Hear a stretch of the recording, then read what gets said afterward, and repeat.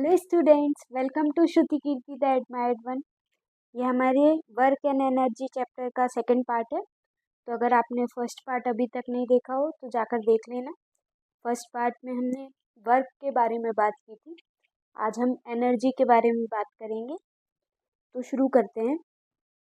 कोई भी इंसान जब दिन भर बहुत ज़्यादा वर्क करता है, बहुत ज़्यादा काम करता है दिन भर, हम देखते हैं ये कितना एनर्जेटिक है, ये कितना काम कर लेता है, इसमें कितनी एनर्जी है, इसकी काम करने की क्षमता कितनी ज़्यादा है। वहीं पर कोई इंसान जब थक जाता है और काम करना रहता है, काम बचा होता है, तो वो बोलता है कि मेरे पास तो बिल्कुल एनर्जी ही नहीं बची, मैं तो अब काम कर ही नहीं पाऊँगा, कैसे करूँगा, मेरे अंदर तो बिल्कुल एनर्जी ही नहीं है। तो एनर्जी क्या होता है? एनर्जी यही होता है, capacity to do work is called energy. Energy क्या है? Capacity to do work. तो एनर्जी की एसआई यूनिट क्या होगी? जूल, जो वर्क की होती है। क्यों? क्योंकि एनर्जी क्या है? कैपेसिटी टू डू वर्क की है, तो वर्क की जो एसआई यूनिट होगी वही एनर्जी की एसआई यूनिट होगी। अब हमने पढ़ा था कि 1 जूल को कैसे डिफाइन करेंगे। 1 जूल क्या है? जब 1 न्यूटन के फोर्स लगाने पर 1 मीटर का डिस्प्लेसमेंट हो उसी डायरेक्शन में, तो उस वर्क को हम बोलेंगे 1 जूल ऑफ वर्क। अगर पूछा जाए कि 1 जूल ऑफ एनर्जी क्या है, तो 1 जूल ऑफ एनर्जी क्या है? वो एनर्जी जो 1 जूल वर्क करने के लिए रिक्वायर्ड है। अब एनर्जी क्या है? Scalar quantity. क्यों? क्योंकि वर्क भी एक स्केलर क्वांटिटी है और energy capacity to do work ही है, तो एनर्जी भी एक स्केलर क्वांटिटी होगी। अब हम किसी भी ऑब्जेक्ट पर जब फोर्स लगाते हैं तो क्या होता है? हम जब ऑब्जेक्ट पे फोर्स लगाते हैं और उसमें कुछ डिस्प्लेसमेंट होता है, तो हम अपनी एनर्जी उस ऑब्जेक्ट में ट्रांसफ़र कर रहे हैं। मतलब हम वर्क कर रहे हैं तो हम अपनी एनर्जी ऑब्जेक्ट में ट्रांसफ़र कर रहे हैं। तो हमारी एनर्जी कम हो रही है और ऑब्जेक्ट की एनर्जी बढ़ रही है। अब कई प्रकार की एनर्जी होती हैं, जैसे कि काइनेटिक एनर्जी जो मोशन के कारण होती है, पोटेंशियल एनर्जी जो पोजीशन के कारण होती है। काइनेटिक एनर्जी और पोटेंशियल एनर्जी को मिला के ही हम इसको बोलते हैं मैकेनिकल एनर्जी। क्या बोलते हैं? Mechanical energy. और भी कई प्रकार की एनर्जी होती हैं, जैसे केमिकल एनर्जी, हीट एनर्जी जो हॉट ऑब्जेक्ट से निकलती है, लाइट एनर्जी जो हमको लाइट सोर्सेज से मिलती है, साउंड एनर्जी जो वाइब्रेटिंग ऑब्जेक्ट से प्रोड्यूस होती है, इलेक्ट्रिकल एनर्जी जो कि इलेक्ट्रिक करंट से होती है, मूविंग चार्जेस की वजह से होती है, न्यूक्लियर एनर्जी जो न्यूक्लियर फ्यूज़न, न्यूक्लियर फिजन से प्रोड्यूस होती है। ऐसी कई प्रकार की एनर्जी होती है। हम मेनली इस चैप्टर में दो एनर्जी जो हमारी है, एक है काइनेटिक एनर्जी और एक है पोटेंशियल एनर्जी, इनके बारे में पढ़ने वाले हैं। तो काइनेटिक एनर्जी क्या होती है? जो भी ऑब्जेक्ट मोशन में है, तो ऑब्जेक्ट के मोशन के कारण उसमें जो एनर्जी है उसको हम बोलते हैं काइनेटिक एनर्जी। तो काइनेटिक एनर्जी क्या है? ऑब्जेक्ट के मोशन के कारण उसमें जो एनर्जी है उसको हम बोलेंगे काइनेटिक एनर्जी। अब ये भी एक स्केलर क्वांटिटी है। क्यों?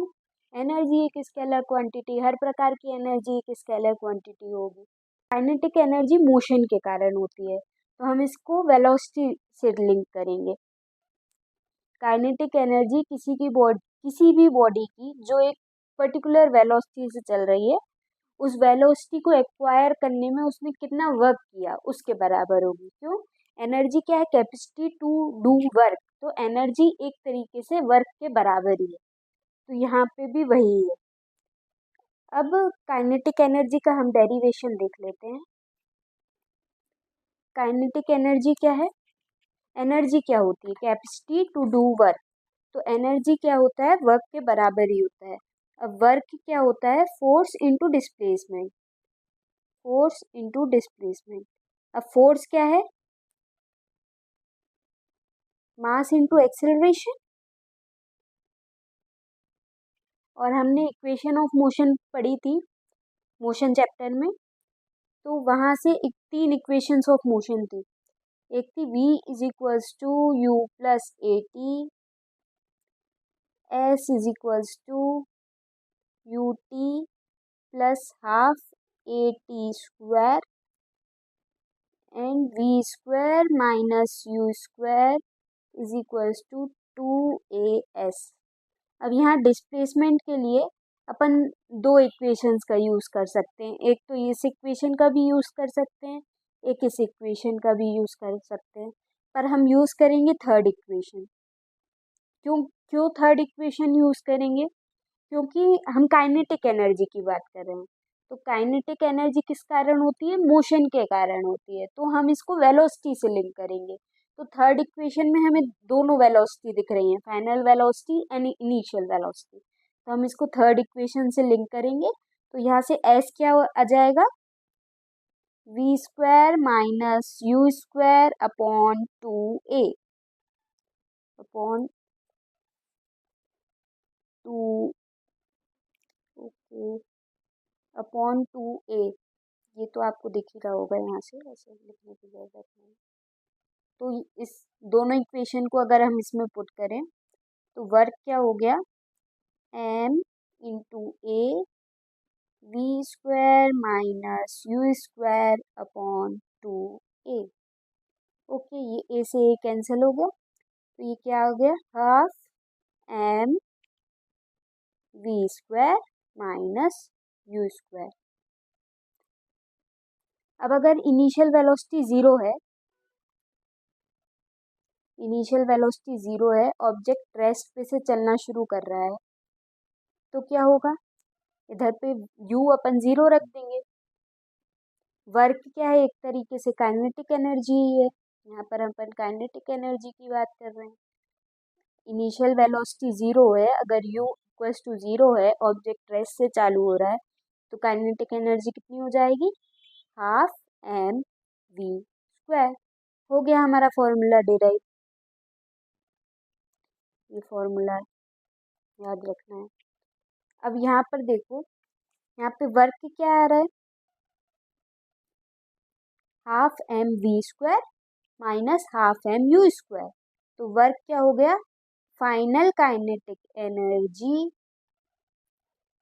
अच्छे से लिखा नहीं रहा है यहाँ पे,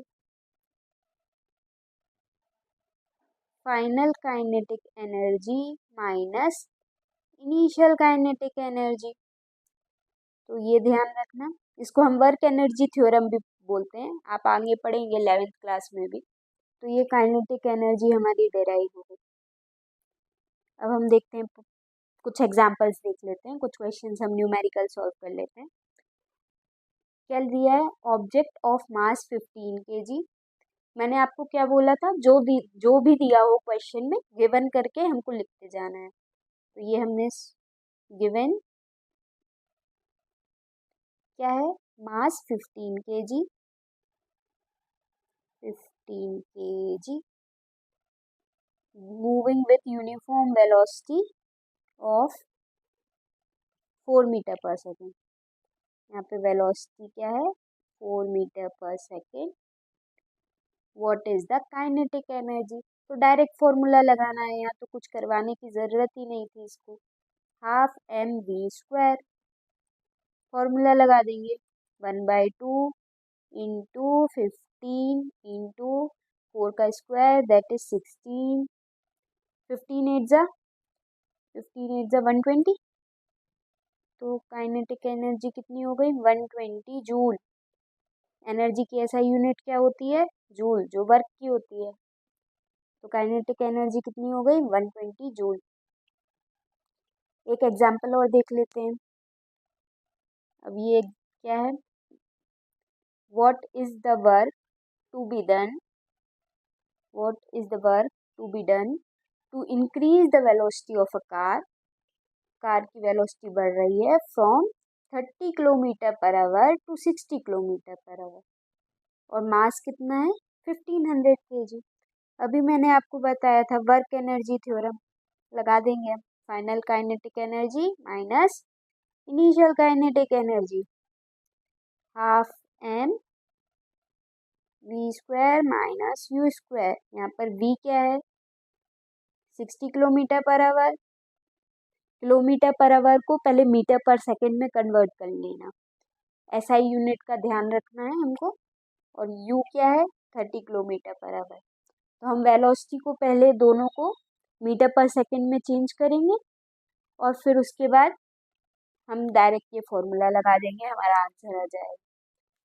किलोमीटर पर आवर को मीटर पर सेकंड में चेंज करने के लिए एक छोटी सी ट्रिक है। किलोमीटर पर आवर को अगर मीटर पर सेकंड में चेंज करना है तो ये जो नंबर है उसको 5/18 से मल्टीप्लाई कर देते हैं। किससे मल्टीप्लाई कर देते हैं? 5/18 से। किलोमीटर पर आवर को मीटर पर सेकंड में चेंज करना है तो 5/18 से मल्टीप्लिकेशन कर देते हैं। अब हम देखते हैं पोटेंशियल एनर्जी के बारे में। पोटेंशियल एनर्जी क्या होती है?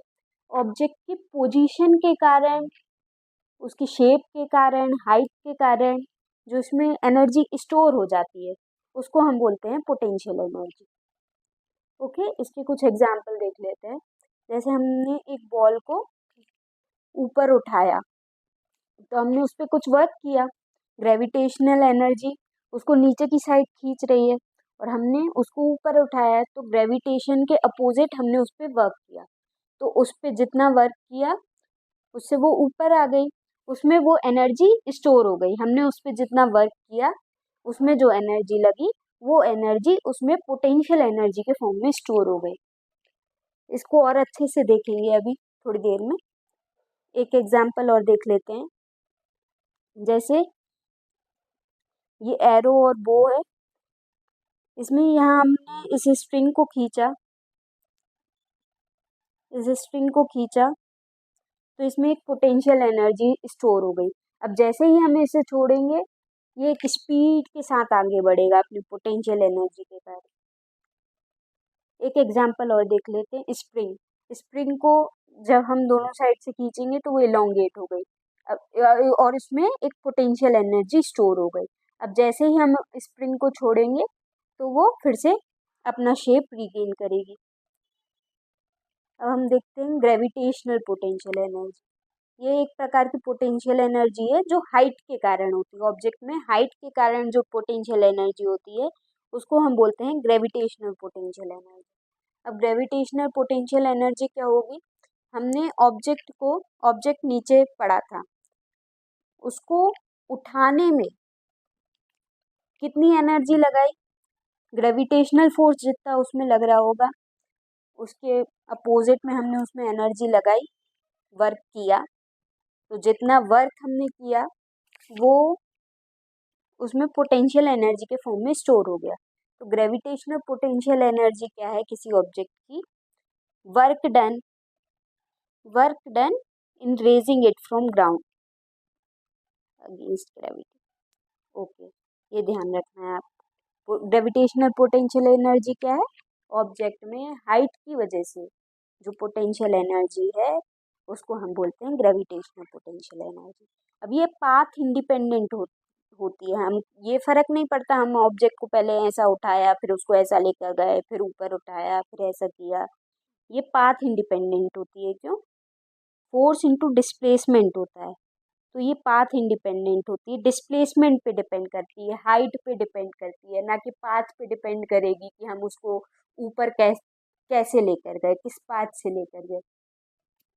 ओके, तो ग्रेविटेशनल पोटेंशियल एनर्जी कितनी होगी?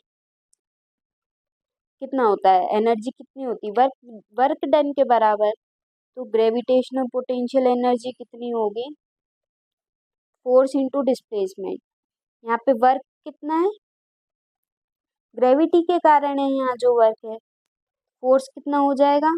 मास into acceleration due to gravity, और डिस्प्लेसमेंट एज इट इज। तो पोटेंशियल एनर्जी किसके बराबर हो गई? mgs के बराबर हो गई। अब आगे बढ़ते हैं। अब हमने देखा कि अलग अलग प्रकार की एनर्जी होती है, kinetic energy, potential energy, chemical energy, nuclear energy, electric energy, अलग अलग प्रकार की एनर्जी होती है। तो क्या जो ये एनर्जी है वो एक दूसरे फॉर्म में कन्वर्ट हो सकती है?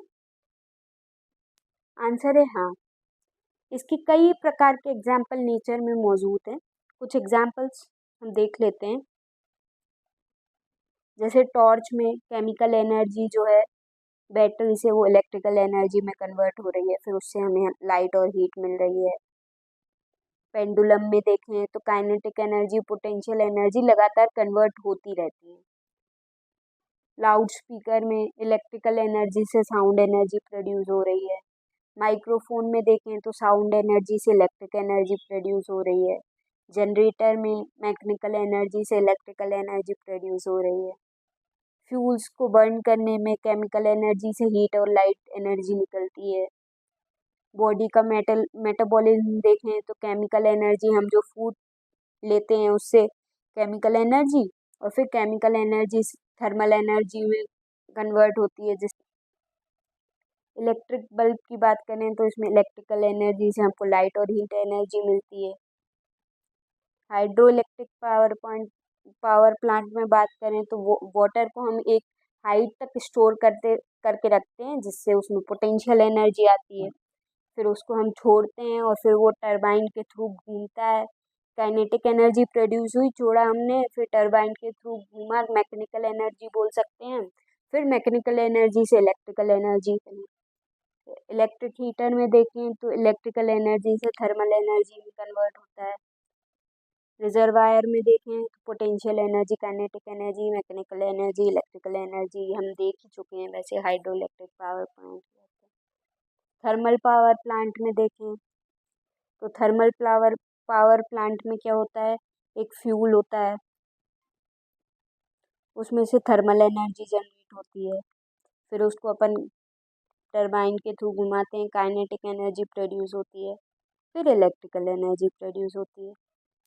This is very important. तो एनर्जी कन्वर्टेबल है, एक से दूसरे फॉर्म में कन्वर्ट होती रहती है। बट इस कन्वर्जन में टोटल एनर्जी का क्या होता है? टोटल एनर्जी किसी भी सिस्टम की कंजर्व्ड रहती है, मतलब टोटल एनर्जी किसी भी सिस्टम की हर पॉइंट पर सेम रहती है। एनर्जी कन्वर्ट हो सकती है, एनर्जी जो है ना ही क्रिएट हो सकती है ना ही डिस्ट्रॉय हो सकती है, बस एक फॉर्म से दूसरे फॉर्म में कन्वर्ट होती रहती है। तो अगर ऑब्जेक्ट की टोटल एनर्जी देखें किसी भी सिस्टम में, ऑब्जेक्ट की पूरी एनर्जी को हम कंबाइन कर दें, जो भी एनर्जी उसमें उसके अंदर है, और उसको ऐड करें, तो टोटल एनर्जी किसी भी ऑब्जेक्ट, किसी भी सिस्टम की हमेशा सेम होती है। यही है कंजर्वेशन ऑफ एनर्जी।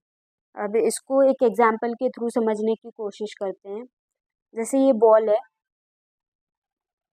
और ये मान लो ये ग्राउंड से 60 मीटर की दूरी पे, 60 मीटर की दूरी पे हम अलग अलग डिस्टेंस पे इसकी एनर्जी जो है वो कैलकुलेट कर लेंगे।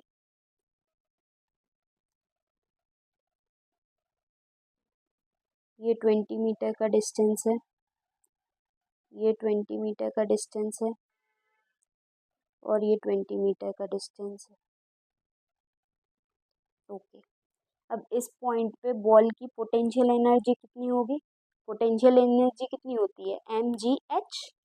तो इसको अगर हम कैलकुलेट करें, अगर ये बॉल का मास मान लीजिए 1 kg है, 1 kg है, 10 kg जितना आपको लेना हो, बॉल का मास मान लीजिए 1 kg है, तो इसकी पोटेंशियल एनर्जी कितनी होगी? mgh 1 into acceleration due to gravity कितना होता है? 9.8 metre per second square, into height कितनी है? 20 मीटर। तो इसको अगर हम कैलकुलेट करें तो कितना आएगा? 588 जूल। तो इस पॉइंट पे ऑब्जेक्ट की पोटेंशियल एनर्जी कितनी है? 588 जूल। ओके, इसको इधर लिख लेते हैं ऊपर थोड़ा सा छोटे में, तो हम बाकी काम भी कर पाएंगे। 588 जूल, ये क्या है? Potential energy. अब इस पॉइंट पे काइनेटिक एनर्जी निकालें तो क्या होगी? हाफ mv² होती है काइनेटिक एनर्जी। अब इस पॉइंट पे सबसे ऊपर जहाँ हमने ऑब्जेक्ट को छोड़ा, तो वहाँ पर इसकी वेलोसिटी कितनी है? 0 है, तो काइनेटिक एनर्जी कितनी हो जाएगी? 0, हाफ mv²। v 0 है तो काइनेटिक एनर्जी 0 हो गई। अब इस पॉइंट पे अगर हम निकालें तो पोटेंशियल एनर्जी कितनी होती है? mgh। फिर से सेम फॉर्मूला लगाएंगे, mgh मास कितना है 1 kg, acceleration due to gravity कितना है 9.8 metre per second square, height कितनी है, कितनी हाइट है टोटल 40 मीटर, 40 मीटर। तो पोटेंशियल एनर्जी कितनी आ गई, कैलकुलेट करो जल्दी जल्दी, 392 जूल्स। अब इस पॉइंट पे हम काइनेटिक एनर्जी कैलकुलेट करें तो कितनी आएगी, काइनेटिक एनर्जी कैसे कैलकुलेट करेंगे, काइनेटिक एनर्जी क्या होती है half m v square, half m v square. अब हमको वेलोसिटी तो पता नहीं है, तो वेलोसिटी कैसे निकालेंगे, वेलोसिटी इक्वेशन ऑफ मोशन से निकाल सकते हैं, हमको ये फॉर्मूला पता है ना, v square minus u square is equal to 2as। अब यहाँ पे तो u तो ज़ीरो है, इनिशियल वेलोसिटी ज़ीरो है, यहाँ से हमने छोड़ा जब उसकी वेलोसिटी ज़ीरो थी, तो v square is equal to 2as। तो इसको अगर हम यूज़ करें तो v square is equal to 2 × 9.8 into displacement, displacement कितना हुआ, यहाँ से यहाँ आई 20 मीटर का डिस्प्लेसमेंट है, 20 मीटर का डिस्प्लेसमेंट। इसको कैलकुलेट करेंगे तो वी स्क्वायर की वैल्यू आ रही है हमारी 392, वी स्क्वायर की वैल्यू कितनी आई 392। तो काइनेटिक एनर्जी कितनी हो जाएगी, हमको वेलोसिटी निकालने की ज़रूरत ही नहीं है, हमको तो वी स्क्वायर ही चाहिए था, हाफ एम वी स्क्वायर। तो वी स्क्वायर की वैल्यू आ गई हमारी 392। तो काइनेटिक एनर्जी कितनी हो गई हाफ, मास कितना था ऑब्जेक्ट का 1 kg, और वी स्क्वायर 392। तो काइनेटिक एनर्जी कितनी आ गई, 2 × 2 392 है ना, 2 × 2 2 9 18 2 6 12 196 जूल, 196 जूल।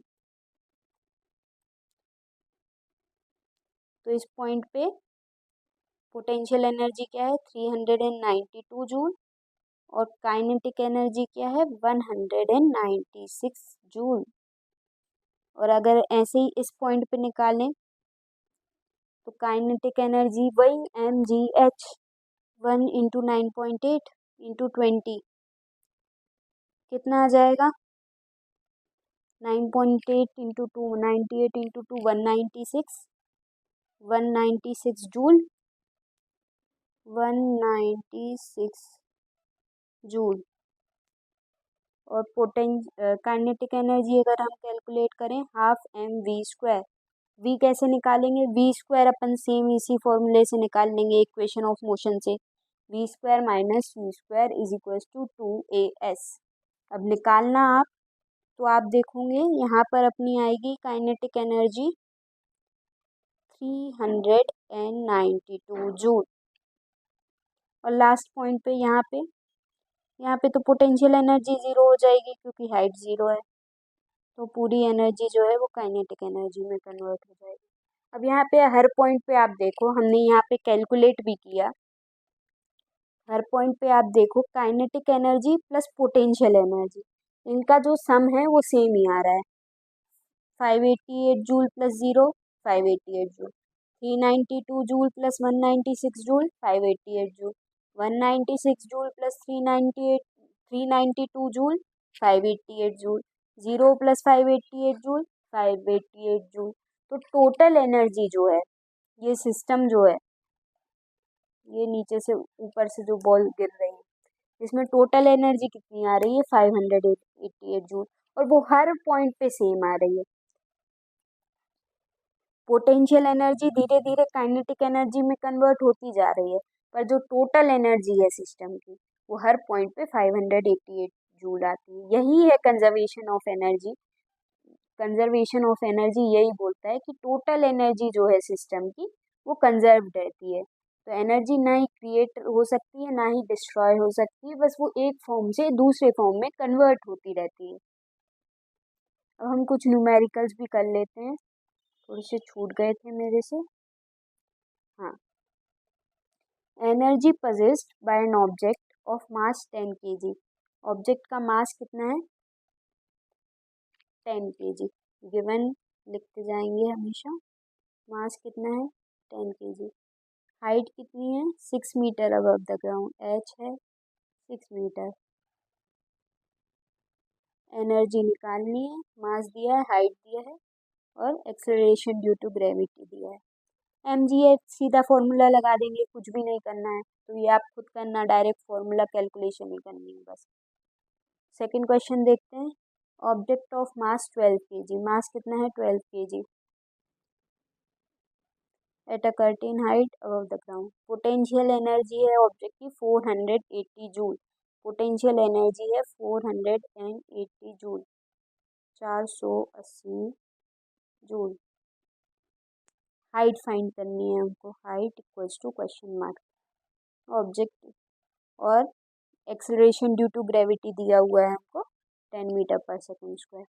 अब पोटेंशियल एनर्जी किसके बराबर होती है, potential energy is equals to mgh।